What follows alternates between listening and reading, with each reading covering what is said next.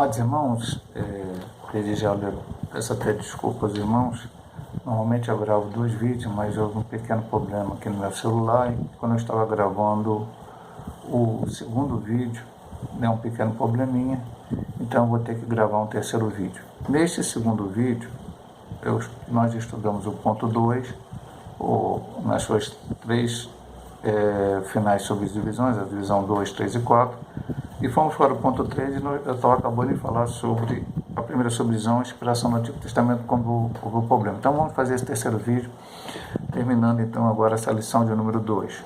Então eu falo aqui no final do segundo vídeo que o próprio Jesus falou sobre o Antigo Testamento e mostrou que ele era inspirado. Alguém hoje vai dizer que não sei o que, tem parte, não. Toda a Bíblia é a palavra de Deus, toda a Bíblia é inspirada, como nós vimos no ponto 2, e o Antigo Testamento também foi inspirado por Deus, como o próprio Novo Testamento nos mostra, quando as afirmações ditas no Novo Testamento têm base toda no Antigo. Agora vamos para a inspiração do Novo Testamento, é o ponto 3, subdivisão 2. O Novo Testamento possui 2 pressupostos básicos de sua inspiração. A promessa de Cristo para enviar o Espírito Santo para guiar os discípulos, João 4:26, e 2, os escritos bíblicos que vindicam este cumprimento, Atos 2:4, 1 Coríntios 2:10, Efésios 3:5. Nesse aspecto, Paulo declara que escreve sobre a orientação do Espírito e que suas epístolas são a palavra de Deus, Romanos 15:16, 1 Coríntios 4:12-37, Gálatas 1:12, 1 Tessalonicenses 2:13. Pedro reconhece essa verdade e classifica o livro de Paulo como Escrituras, 2 Pedro 3:16. Vamos ler esse texto aqui, é interessantíssimo esse texto. Veja bem o que diz aqui em 2 Pedro 3:16. Falando disto, como em todas as suas epístolas ou escrituras, entre as quais a ponto difícil entender que os indultos inconstantes torcem igualmente as outras escrituras para sua própria perdição. Então ele fala de Paulo, das epístolas de Paulo, e compara ela ao restante das outras escrituras. Ou seja, o próprio Pedro, na sua carta, entende que as palavras de Paulo são palavras de Deus, são palavras inspiradas pelo Espírito Santo. Nessa direção, vários outros textos apontam para a ação do Espírito nos escritos da Nova Aliança. Temos a promessa da descida do Espírito Santo, temos a vinda do Espírito Santo, temos o início da igreja e temos esses homens chamados por Deus pregando, ensinando e escrevendo, quando necessário, por motivos diversos, os escritos que posteriormente foram considerados inspirados pelo Espírito Santo de Deus. E a gente, ao ler eles, entende e compreende que realmente eles foram inspirados pelo Espírito Santo. E a última das subdivisões do ponto 3 e da lição, que fala nesse ponto sobre o Espírito Santo, é a Bíblia, a obra da regeneração e a iluminação. A Bíblia ensina que o Espírito Santo testifica de Cristo e convence o mundo do pecado, da justiça e do juízo. É só o Espírito Santo que faz isso. João 15:26 e 16:8-11. Desse modo, o Espírito Santo atua no processo da salvação e produz a fé regeneradora. Efésios 2:8, que vem pelo ouvir a palavra de Deus. Romanos 10:17, a fé pelo ouvir e ouvir a palavra de Deus. Nesse aspecto, o Espírito Santo não apenas inspirou as palavras da salvação, mas também as aplica ao coração humano a fim de regenerar os pecadores.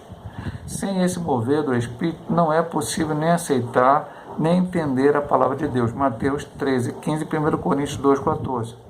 Essa ação em conduzir o pecador a compreender as verdades bíblicas chama-se iluminação. Efésios 1:18. Porém, ressalta-se que o Espírito Santo ilumina o que ele já tem inspirado. Não se trata de nenhuma outra revelação. No ponto anterior, na lição anterior, falava-se sobre isso. A Bíblia foi escrita e, com a ação do Espírito Santo, leva o homem até a Cristo. Ele chama aqui de iluminação.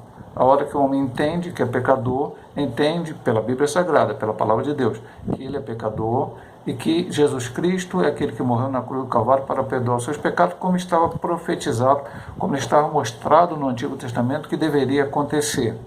E aí ele entende, então, que ele precisa aceitar a Cristo como a Escritura diz, e aceita Jesus como Salvador e recebe essa iluminação. Não é uma nova revelação, não é uma revelação diferente.